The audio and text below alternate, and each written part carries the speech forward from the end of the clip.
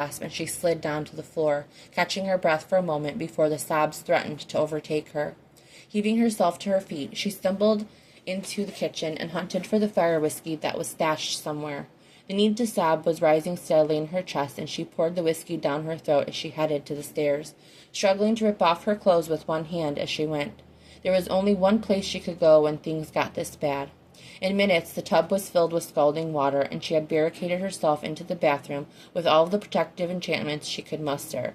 Even if a bomb went off in the next room, there was a good chance she'd be left standing.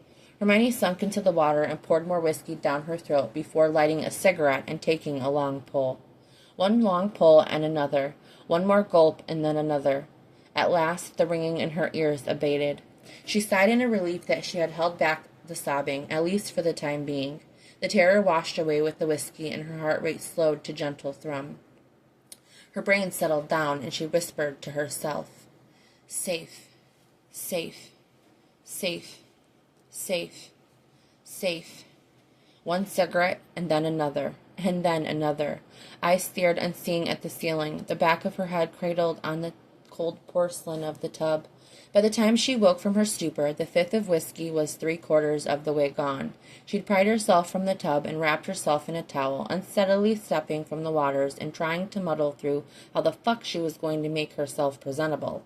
An hour and a half later, Hermione patted herself on the back. Actually patted herself on the back, and almost fell to the ground giggling over it. Hermione looked damn good, and she knew it. A form-fitting little black dress, cocktail length with an open back. Classic and simple, with red lipstick, dark shadowy eyes, and black platform heels. Perfect. Her hair in a messy chiffon, a few curls framing her face. The doorbell rang and she slipped and skidded down the stairs. "Draco, you're here!" she cried as she threw open the door, attempting to lean sexily in the doorframe, only to trip over her feet. Hermione righted herself, inviting him inside. "It'll be great," she told herself. "He'll never know you're drunk. Just be cool." Unfortunately, things only went downhill from there. It was clear to Draco the moment Hermione swung open her front door that she was absolutely, totally, ridiculously smoking hot. He had always thought so, ever since they were teenagers. It was also clear that she was completely and totally sloshed. Hermione swung forward unsteadily after greeting him, and he caught her around the shoulders with a laugh. She invited him in while she traipsed around gathering her purse and jacket. He had just a few moments to look around, and his eyebrows shot to his hairline at the sight before him. Empty wine bottles littered the coffee table, tissues and books and mugs strewn over the couch and the floor. There was a trail of clothes strewn across the front entry and up the stairs, as though she had ripped them off in a hurry.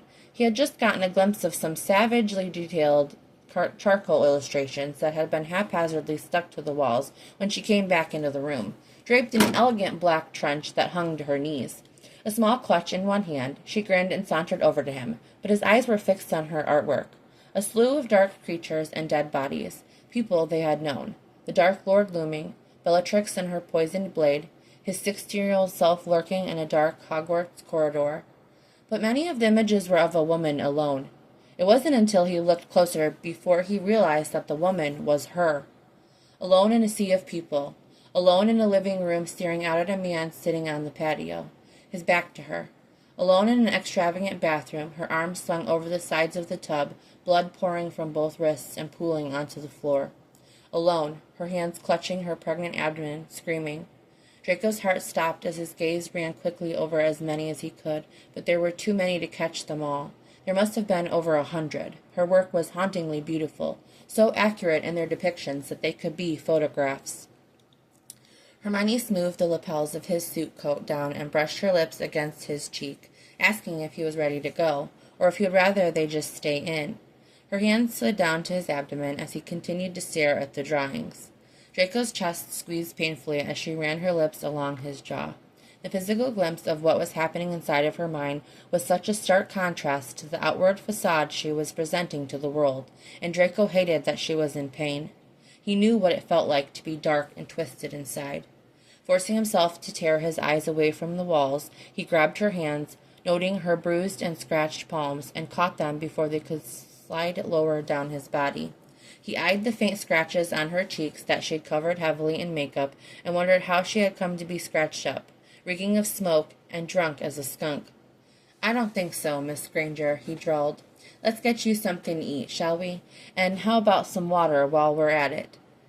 It turned out that a drunk Hermione Granger was harder to corral than a 5-year-old hopped up on too much sugar and not enough sleep.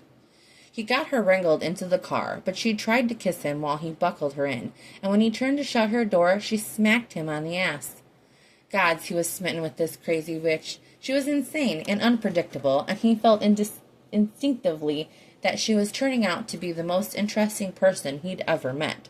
They stopped at a gas station where he made her drink some water. It seemed to help a smidge, but she was still plastered. Recalling what she'd told him on their first meeting, that her friends had insisted she needed a holiday, and he chuckled to himself as he got buckled in. In need of a holiday, indeed. Hermione immediately took control of the radio and blasted dance music on the way to the restaurant. While it wasn't necessarily his normal cup of tea, Draco thought that he had never seen a sight more perfect than Hermione in the passenger seat, singing at the top of her lungs, curls blowing in the wind. She laughed too loudly in the restaurant, didn't eat with any decorum whatsoever, and nearly fell out of her chair at some point. And Draco thought it was hysterical. He nearly spat out his drink when she told an inappropriate joke had seen on the internet, and all the other patrons of the expensive Italian restaurant looked over scandalously at her crude language. Draco didn't care in the slightest. They shared a delicious creme brulee for dessert, and the noises of enjoyment she made nearly sent him to an early grave.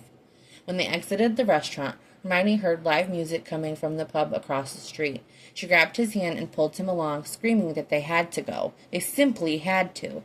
He happily allowed her to pull him into the pub and through the crowd of dancers, capturing her delighted face in his memory to hold there forever.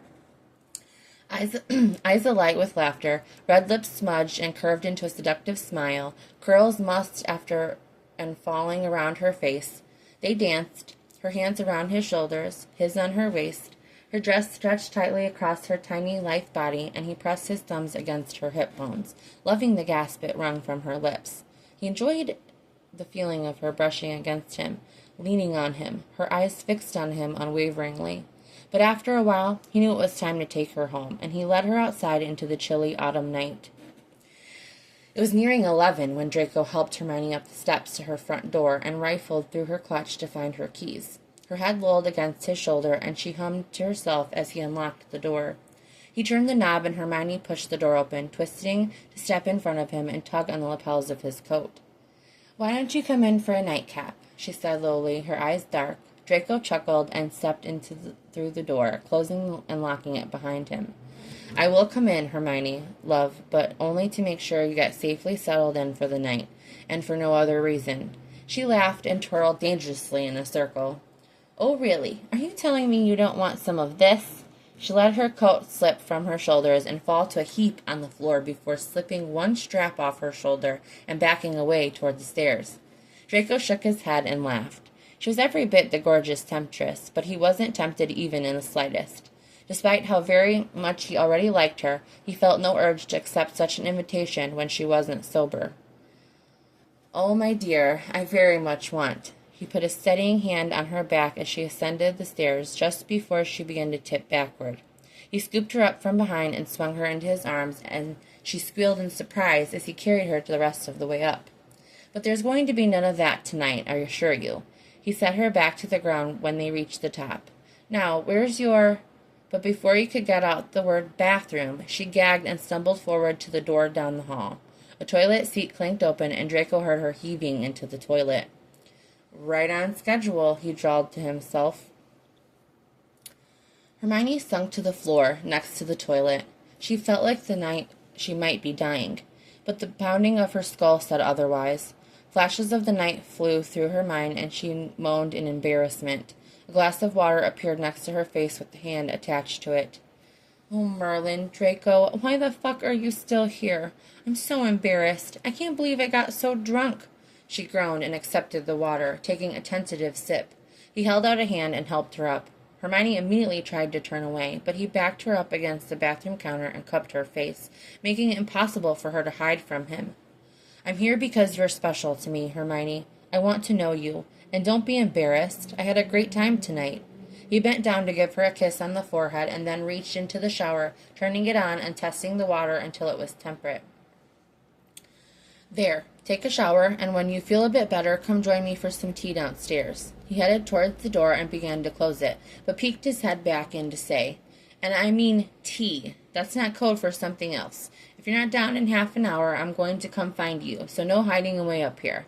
He winked and shut the door shut behind him. Hermione hung her head and let out the deep breath she'd been holding. Draco was a bit of a mindfuck. He hadn't even said anything about the nearly empty bottle of whiskey and cigarette butts that littered the floor around the tub. She stripped and carefully eased beneath the hot spray of the shower. She let it stream over her for a moment before sliding down to the floor, resting her elbows on her knees and her face in her hands. The thought of sharing what was going on inside of her with someone else had never even crossed her mind. Before running into Draco, no one in her life had been trustworthy enough for her to even think of it. But now that the opportunity was upon her, Hermione wondered if that's what she had needed all along. Someone that she could trust. Someone that could help shoulder the weight she'd been carrying. Hermione descended the stairs slowly, dressed in her favorite leggings and hoodie, her face free of makeup and her hair still wet. She hesitated on the bottom step, watching as Draco studied the sketches hanging on the living room walls. The room had been cleared of debris and set to rights, with the fire blinking merrily in the hearth and a tea service waiting on the coffee table.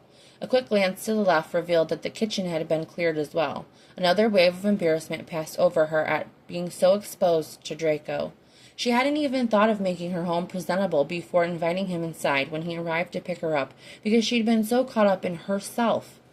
Her life was a complete disaster, while he seemed so very put together. What did he even want with someone like her?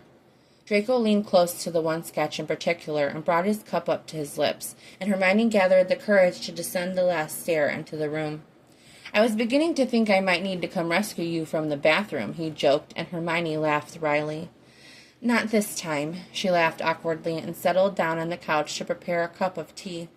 "Thanks for cleaning up around here. I'm sorry that things were such a mess." Draco withdrew his wand and twirled it for her between his fingers, indicating his chosen chore method. "Only took no worries, Hermione.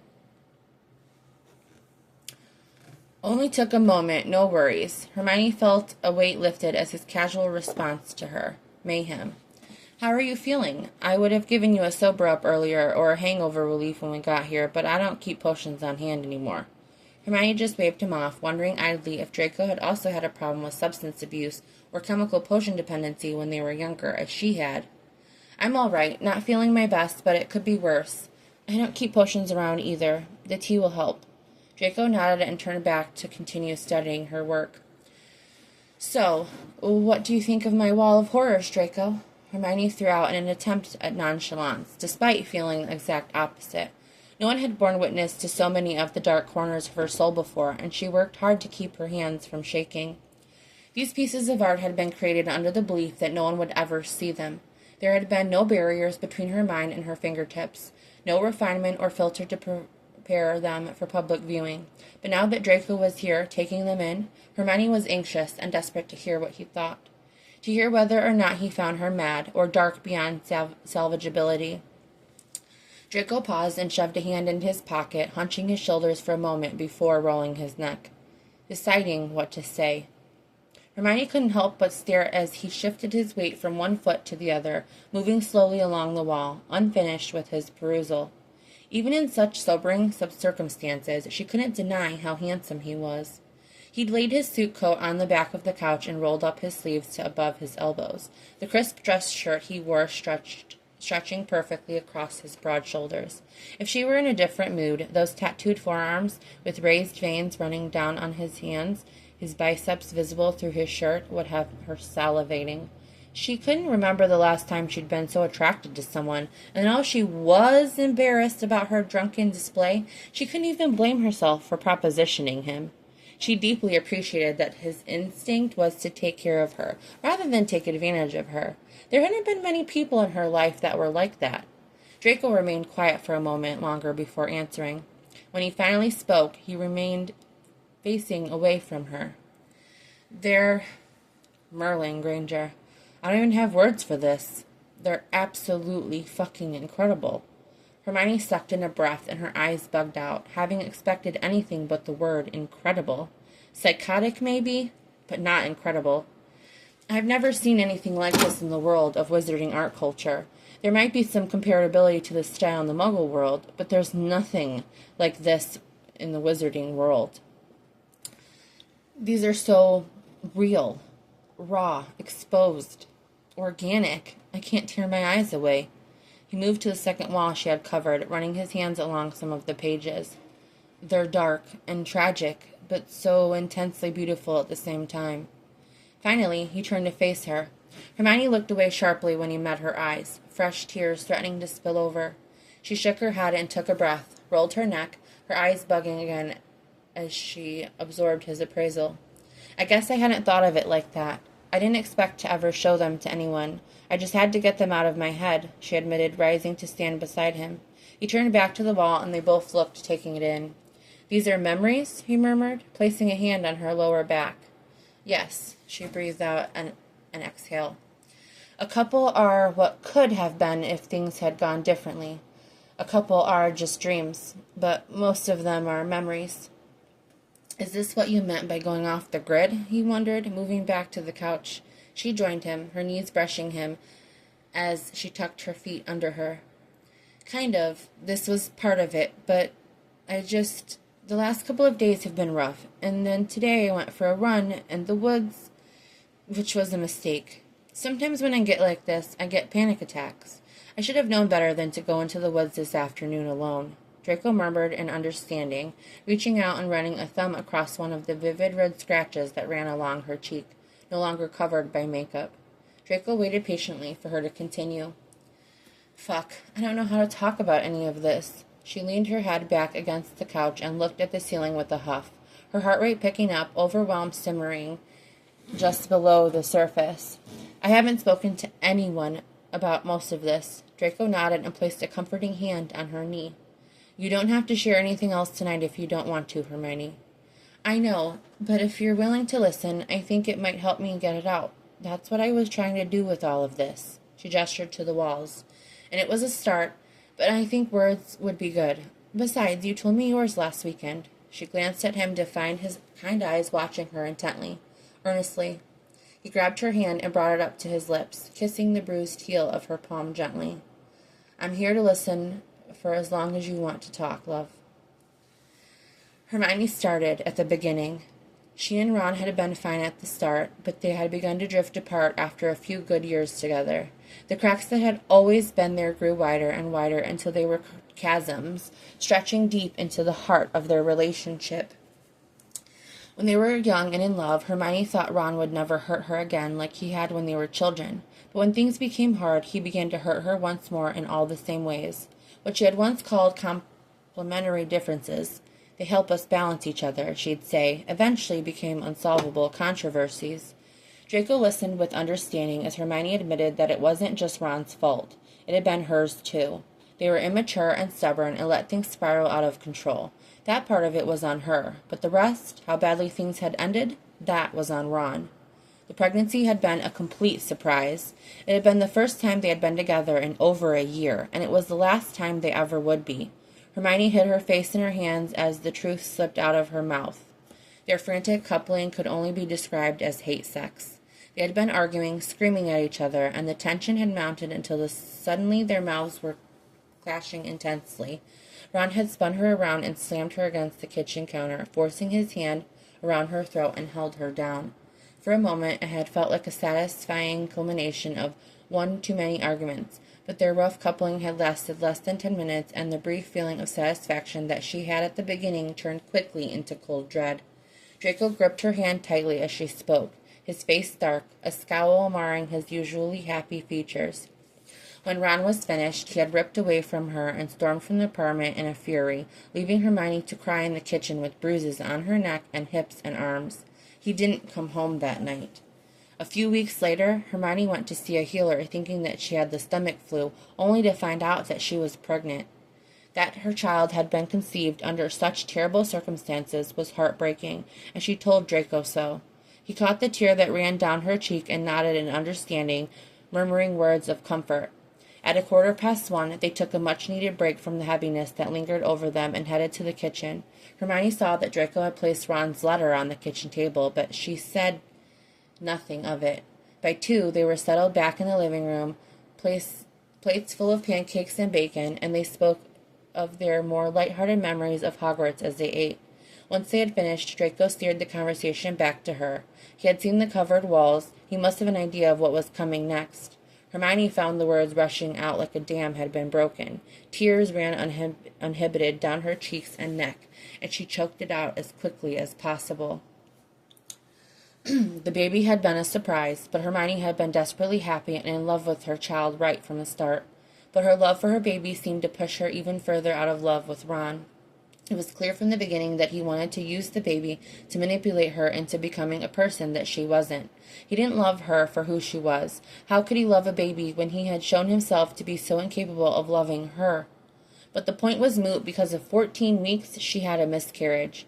The healer suspected that she was likely unfit to carry a baby to full term due to her exposure to the Cruciatus. Draco cradled her in his arms, rocking her as she sobbed. Hermione confessed that up until the divorce she had been unable to cry over her lost baby. Everyone thought that she was mad. She thought that maybe she was too. In reality, it had been numbness, shock. She had walled herself away and protected herself from the enemy that Ron had become. She couldn't show him any weakness, so she hadn't cried, not once, until the night her divorce had been finalized. Hermione's tears abated and she blew her nose, steeling herself. Unfortunately, the hard part of her overdue confession was not over. It was 3:30, and she steeled herself for the very worst of it. Ron had been insistent that it was her fault she had lost the baby, she told Draco in a whisper. He thought she didn't want the baby, but really she just hadn't wanted him. And did Draco think that maybe, just maybe, Ron had been right? But Draco took her face in his hands and told her firmly that no, it was not her fault that she had lost her baby, and she sobbed and sobbed and sobbed more than she had ever allowed herself to on her own, because finally it was safe to let it go. Draco had her. He pulled her towards him, and she clambered up onto his lap, straddling him. He ran one hand up to the back of her head and held her face pressed against his neck, while the other ran soothing circles on her back. She had never been held like this, anchored to another human in such a way. She cried and kept crying until her spirit had quieted and she felt impossibly empty, the worst of her fears released into the ether. Finally, Hermione had calmed and was ready to stretch her stiff muscles out. They made fresh cups of tea and headed to the back porch. They curled up together on the swing, wrapped in a blanket with strong, warming charm hovering over them. Draco asked her about the divorce. Was there more to the story? And Hermione sighed and said yes, and told him about how she had left for her book tour shortly after the miscarriage, how the blame he'd laid upon her was the final nail in the coffin, how he had brought someone home to sleep with the night she returned home, at precisely the time she was set to arrive, so that she would see. Draco listened quietly, posing a question here or there, and the clock had just struck 5 in the morning when he asked about the letter that had been on the floor. He admitted to reading it, and she admitted to the way that it had triggered her 4-day bender. The nightmares, the paranoia, the spiraling hopelessness. By 6 o'clock they had both fallen silent, absorbing all that had been said, brains tired, hearts hurting, but forged together in a way neither had experienced before. Hermione felt as though the weight she had been carrying alone for so long had been lifted from her shoulders. It wasn't completely gone, but suddenly it felt more manageable than it had the day before. They snuggled close as the sun began to rise, both stifling yawns. Draco turned her face towards his and met her lips in the most luxurious kiss she'd ever experienced. Their mouths moved decadently over each other, soaking each other up. The birds began to sing, and a chilly breeze whisked by. A stillness settled upon the earth, a mirror to the stillness that Hermione finally felt inside of her. They broke apart to catch their breaths, and Draco stood up to stretch before he beckoned her to stand. With surprising swiftness, given they stayed up all night, he swooped down and lifted her into his arms, forcing her to wrap her legs around his waist. With easy smiles, he carried her up the stairs as though she weighed nothing and plopped her into the bed. Draco closed the curtains and turned off the lights, and Hermione shrugged off her hoodie so that she remained in only her leggings and sports bra. She snuggled under the comforter and let her eyes fall shut, knowing